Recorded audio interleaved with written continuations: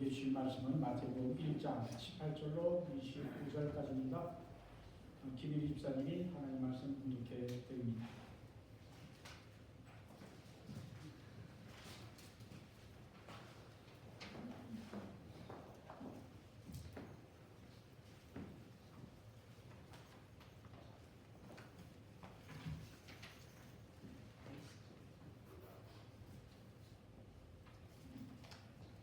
예수 그리스도의 나심을 믿어합니다. 그의 어머니 마리아가 요셉과 약혼하고 동거하기 전에 성령으로 잉태된 것이 나타났더니 그의 남편 요셉은 의로운 사람이라 그를 드러내지 아니하고 가만히 품고자 하여 이 일을 생각할 때 주의 사자가 분명하여 이르되 다윗의 자손 요셉아 내 아내 데려오기를 무서워 말라.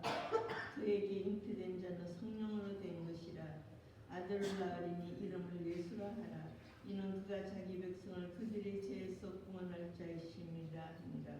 이 모든 일이 된 것은 주께서 선지자로 하신 말씀을 이루려 하심이니 이르시되 보라 처녀가 잉태하여 아들을 낳을 것이요 그 이름은 임마누엘이라 하리라 하셨으니 이를 번역한 적 하나님이 우리와 함께 계시다 함이라. 요셉이 잠에서 깨어 일어나 주의 사자의 분부대로 행하여 그의 아내를 데려왔으나 아들을 낳기까지 동침하지 아니하더니 나음의 이름을 예수라 하니라. 아멘. 하나님의 말씀입니다.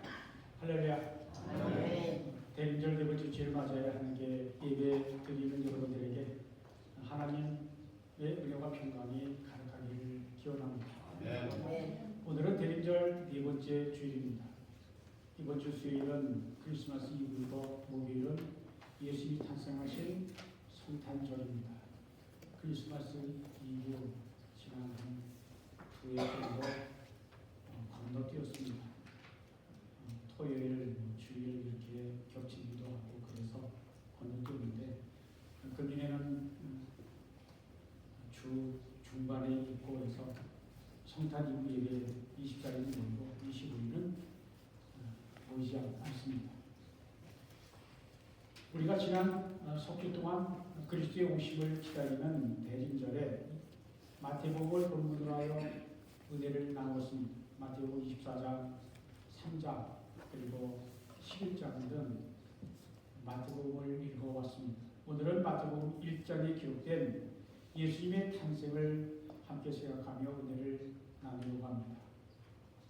어느 집에 아기가 태어나면 사람들 가까이서 알던 지인들이 함께 기뻐해 줍니다. 이웃과 친구들이 한 새 생명 앞에서 이 아이가 자라난 후에 장차 어떠한 사람이 될까, 무슨 일을 하게 될까 궁금해하면서 축하해 줍니다. 아기 예수님이 태어나실 때에도 환영과 축하가 있어야 했습니다. 그러나 세상에서 가장 가난한 자보다 더 가난하게 태어나신 아기 예수님은 머물 곳 없어 초라한 마구간의 공부에 누이셨습니다. 몇 명의 목동들과 동방 박사들의 방문 이외에는 축하해 주는 사람이 없었습니다. 왕이신 예수님이 자기 땅에 자기 백성들에게 오셨는데 왜 그처럼 초라하게 오셨을까요? 전능하신 하나님께는 불가능이 없고 못하실 일이 없지만 유일하게 못하시는 것이 한 가지 있습니다. 그것은 하나님이 자기의 생명을 내어주실 정도로 우리를 사랑하시는데 그 사랑을 강제로 돌려받지 못한다라는 사실입니다. 하나님은 우리에게 억지로 강제로 하나님을 사랑하도록 하지 않으십니다. 하나님이 먼저 우리를 찾아오시는 그러한 사랑으로 우리를 사랑하십니다. 그러한 하나님의 사랑, 예수님이 인간의 육신을 입고 이 땅에 오신 그리스도의 탄생에서 분명히 드러났습니다. 요한일서 4장 10절은 이렇게 말씀합니다. 사랑은 여기 있으니 우리가 하나님을 사랑한 것이 아니라 하나님이 우리를 사랑하사, 다시 한번 읽습니다. 하나님이 우리를 사랑하사 우리 죄를 속하게 하여 화목제물로 그 아들을 보내셨습니다. 아멘.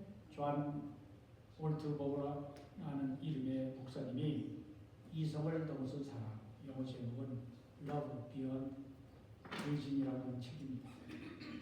이성적으로는 도저히 이해할 수 없는 사랑, 하나님의 사랑이라고 하는 그런 내용을 이라고 하는 책에서 철학자 키에로 케블의 이야기를 인용하여 영원한 영광의 하나님이 평범한 인간의 몸을 입고 이 땅에 오신 성육신의 사건을 어느 농촌 소녀와 사랑에 빠진 한 왕의 이야기로 설명을 합니다. 가난한 시골 소녀를 너무나 사랑한 왕이 있었습니다. 그 소녀는 왕족이나 귀족 출신이 아니었고 공적인 교육을 받은 일도 없고 누더기 옷을 입고 허름한 오두막집에 살고 있었습니다. 그 소녀를 사랑한 왕은 사랑의 마음에서 헤어나올 수가 없었습니다. 그런데 왕이 그의 사랑한 마음을 그 소녀에게 어떻게 전달할까 하는 고민을 하였습니다. 왕의 한 참모는 명령을 내려 그녀를 왕비로 삼으시라고 건의하였습니다. 막강한 힘을 가진 왕이 그렇게 하는 일이 어려운 일은 아니었지만 감비된 사랑이 진정한 사랑인가 확신할 수 없었습니다.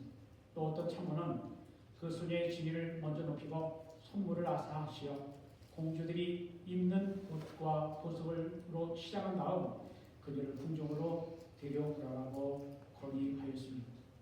그러나 그렇게 하면 그녀가 정말 왕을 사랑하는 것인지 아니면 그녀가 얻은 높은 지위와 보석 때문에 왕을 사랑한다라고 말하는 것인지 어떻게 구별할 수 있겠는가 고민이 되었습니다. 그래서 그 왕은 마침내 결심을 합니다. 왕은 잠시 모든 왕으로서의 특권을 포기하고 왕의 자리에서 내려와 평범한 농부가 되어 왕이 사랑하는 그 소녀가 살고 있는 곳으로 가서 그녀가 입는 누더기 옷을 입고 오두막집에 살면서 그녀의 사랑을 얻기로 결심한 것입니다. 기독교 철학자 키에로 케브르가 가난하고 비천한 소리를 사랑한 왕이 낮아졌던 것처럼 하나님이신 예수님이 인간의 육신을 입고 이 땅에 오신 신비의 사건이 바로 성육신 사건이라고 이야기하였습니다. 하나님이 사람이 되신 신비의 사건은 2000년 전 유대 땅 베들레헴에서 태어나신 예수 그리스도의 탄생으로 성취되었습니다. 하나님이신 예수님이 인간이 되어 이 땅에 오신 성육신 사건에서 우리는 무엇을 배울 수 있을까요? 본문 20절에서 천사는 요셉에게 그와 청혼한 마리아를 통해 사람의 몸을 입고 오실 하나님의 두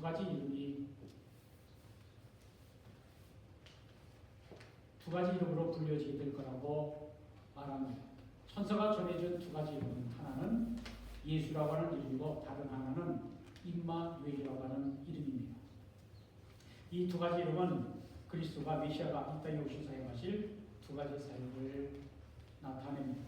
첫째, 세상을 구원할 구주의 이름은 예수입니다. 예수라고 하는 이름은 하나님이 천사를 통하여 가르쳐 주신 이름입니다. 본문 21절 보면 요셉이 천사 주의 사자로부터 말씀하십니다. 아들 낳으리니 이름을 예수라 라고 하는 지시를 하셨고 25절에는 아들을 낳음에 이름을 예수라 하였는데 누가복음 2장 21절을 보면 할례할 8일이 되매 그 이름을 예수라 하니 곧 잉태하기 전에 천사가 일컫는 바라라 라고 하였습니다. 예수라고 하는 이름은 하나님께서 정해주신 이름이라는 것입니다. 예수, 헬라어로는 예수스라고 하는데 이 이름은 히브리어 여호수아, 예수아와 같은 이름입니다.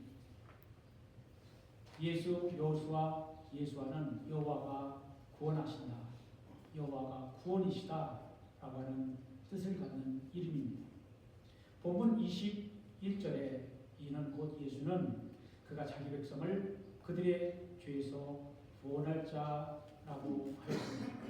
이처럼 예수라는 이름은 우리의 구원과 깊은 관련이 있는 이름입니다.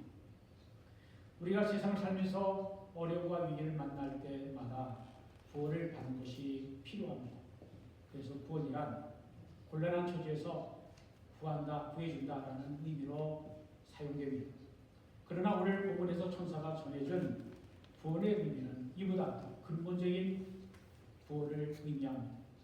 인생을 사는 동안 많은 잘못을 저지르는 인간의 존재로서의 구원, 다시 말하면 죄로부터의 구원을 의미합니다. 이것은 단순히 가난으로부터의 해방이라고 하는 경제적 구원도 아니고 억압으로부터 자유를 추구하는 정치적 구원도 아니며 평등으로부터 해답을 구하는 사회적인 구원도 아닌 인간의 근본적인 문제인 죄로부터의 구원을 의미하는 것입니다. 이처럼 예수라고 하는 이름은 하나님이 사람이 되기 위해 오신 성육신의 목적을 분명히 드러내주고 있습니다. 예수는 자기 백성을 그들의 죄에서 구원할 구원자 메시아 그리스도라는 것입니다. 예수라고 하는 이름이야말로 메시아의 구원의 사역을 잘 나타내는 이름입니다. 하나님의 우리와 함께 하시기 위해 예수님이 사람의 몸을 입고 오신 성육신 사건도 귀하고 아름답지만 예수님이 십자가를 지시고 우리 대신 죽으신 십자가의 사건은 예수님의 생애의 최고의 사건이었습니다. 우리가 십자가를 볼 때마다 왜 예수님이 나 같은 자 내 대신 십자가를 지시고 돌아가셨나 감사하지 아니할 수가 없습니다. 예수님의 십자가의 대속의 죽음이 우리를 감동시키시고 우리의 영혼을 움직이는 것입니다. C.S. 루이스는 이렇게 말했습니다. 우리 인간이 죄사함 받고 하나님의 자녀가 되게 하시려고 하나님의 아들이 사람이 되셨습니다. 그가 세상에 내려간 것은 죄로 인해 폐허가 된 온 세상을 자신과 함께 들어 올리시기 위해서였습니다. 들어 올린다는 게 뭐겠습니까? 비탄에 빠진 자를 하늘로 구원으로 천국으로 이끌시기 위해 예수님이 하나님의 아들이 이 땅에 내려오셨다는 바는 뜻입니다. 예수님이 우리의 죄짐을 짊어지고 우리 대신 죽으시기 위해 사람의 몸을 입고 오셨고 속죄 제물이 되셨습니다. 죄의 삭은 사망이고 죄의 결과는 하나님의 진노인데 그 진노를 피할 수 없었던 우리를 위해 하나님의 아들 예수 그리스도께서 우리의 죄를 대신하여 속죄 제물이 되셔서 우리가 받을 형벌의 자리에 자신의 생명을 내어 놓으셨습니다. 마가복음 10장 45절은 또 이렇게 말씀합니다. 인자가 곧 예수님이 온 것은 섬김을 받으려 함이 아니라 도리어 섬기려 하고 자기 목숨을 많은 사람들의 대속물로 주려 함이라 하였습니다. 우리에게 가장 필요한 것이 무엇일까요? 돈일까요? 지식일까요? 명예일까요? 권세일까요? 아닙니다. 그런 것들은 우리가 세상을 살아가는 동안에 필요한 것들이지만 가장 중요한 것은 아닙니다. 우리에게 절대적으로 필요한 것은 죄 사함입니다. 우리가 지은 죄의 용서함을 받아 하나님과 화해하고 이웃과 화목을 이루는 것이 우리에게 가장 필요한 것입니다. 아무리 돈이 많아도 하나님과 다른 관계를 갖지 못하고 이웃과 불편한 관계를 가지면 그 인생은 실패하는 것입니다.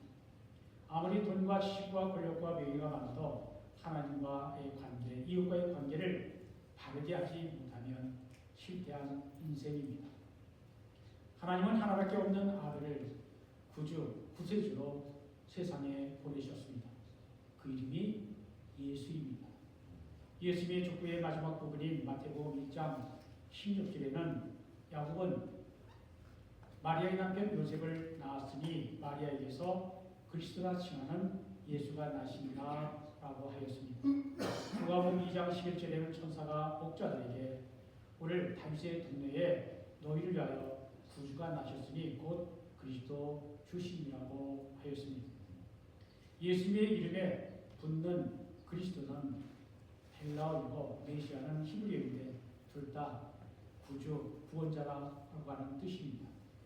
메시아는 기름 부음 받은 자라는 뜻으로 하나님의 사역을 충실하게 이행하기 위해 거룩하게 구별받았다, 성령받았다라는 뜻입니다. 그에게는 세 가지 직분을 맡은 사람들, 즉 왕과 제사장과 선지자들을 세울 때 기름을 부어 성별하였습니다. 예수님은 왕, 제사장, 선지자의 세 가지 직분을 모두 수행하셨습니다. 첫째로 예수님은 왕이십니다. 예수께서 탄생하실 때 동방을에서 찾아온 동방 박사들이 왕으로 나시니가 어디 계시냐고 물었습니다. 예수님이 십자가형을 받으시기 전 본디오 빌라도가 자기 앞에 신문을 받는 예수님께 네가 유대인의 왕이냐라고 물었을 때에 예수님은 네 말이 옳도다라고 예수님이 스스로 왕이라고 확인해 주었고, 요한계시록 17장 14절 19장 16절에는 예수님은 만왕의 왕, 만주의 주라고 하셨습니다. 우리 예수님은 왕이십니다. 그것도 세상의 왕보다 높은 만왕의 왕이십니다. 둘째, 예수님은 영원한 제사장이십니다. 제사장은 백성들의 죄를 하나님 앞으로 가지고 나가 죄의 용서를 구하는 사람입니다. 그런데 인간 제사장은 짐승을 잡아 희생 제사를 드렸지만 예수님은 자신의 몸을 유월절 희생양으로 들이셨습니다. 예수님은 자기 백성의 죄를 용서하시기 위해 자기 몸을 유월절 양으로 들이신 영원한 제사장이십니다.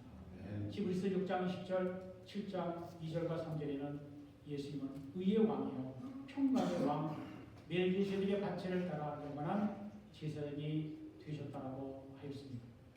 셋째로 예수님은 선지자이십니다. 예수님은 신명기 18장 15절 그리고 18절에 나오는 그 선지자 디프라핏입니다.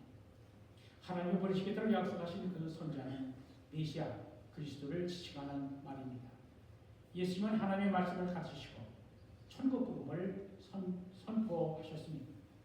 요한복음 1장 18절을 보면 본래 하나님을 본 사람이 없으되 아버지 품속에 있는 독생하신 하나님 곧 예수님이 나타내셨다라고 하였습니다.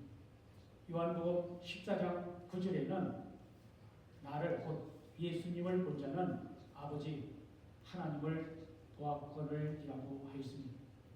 예수님과 하나님은 한 분이라는 뜻입니다. 이러한 것을 선포하는 것이 바로 선지자로서의 역할이었습니다.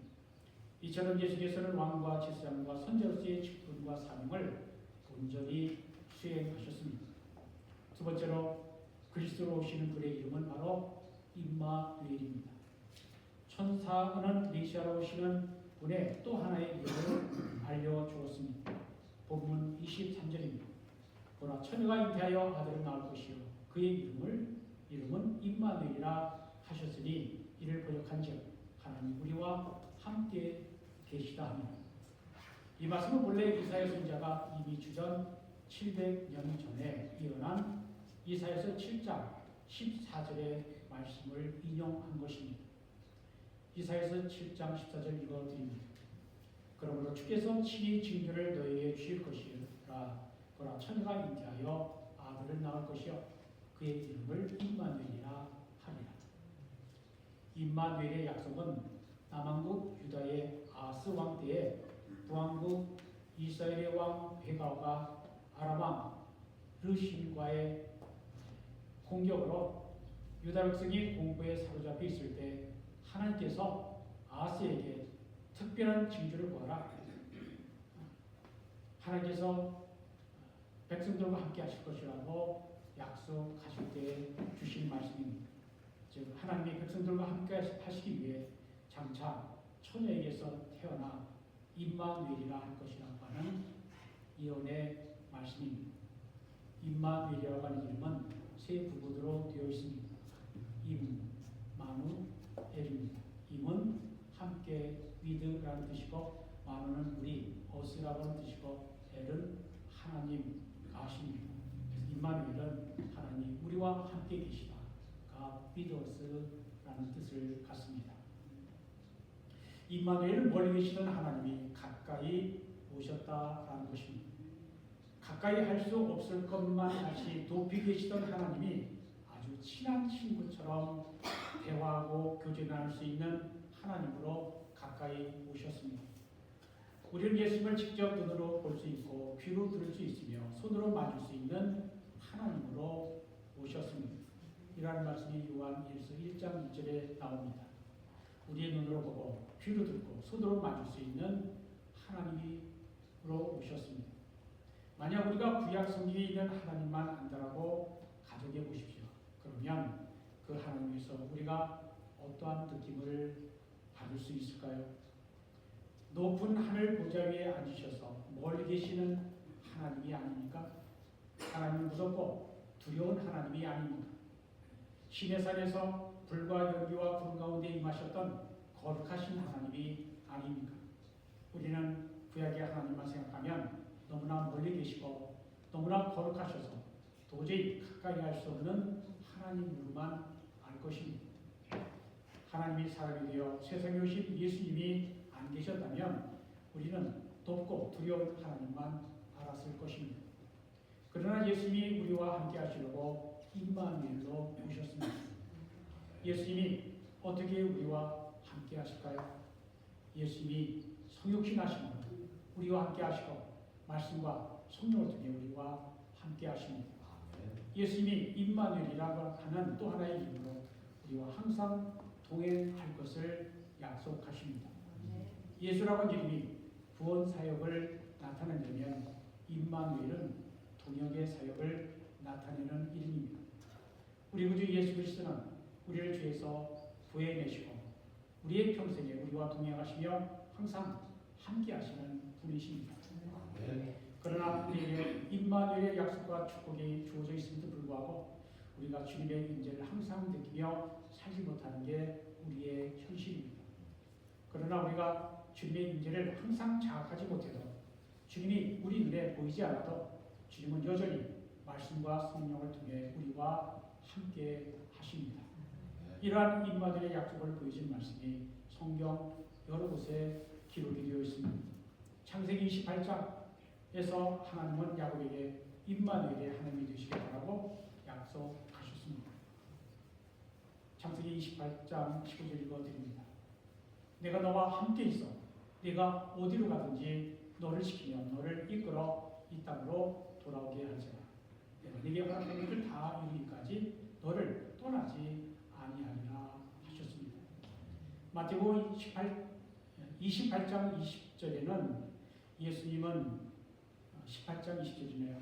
두세 사람이 내 모임에 모인 곳에는 나도 그들 중에 있느니라 라고 하셨고 28장 20절에는 주님의 명령을 따라 세상에 나아가 복음을 전해야 할 제들에게 임마누엘의 약속을 하셨습니다. 볼지어다 내가 세상 끝날까지 너희와 항상 함께 있으리라.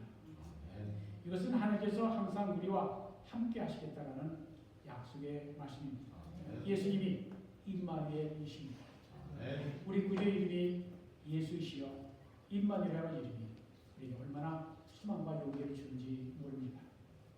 이제 오늘 말씀을 마치려고 합니다.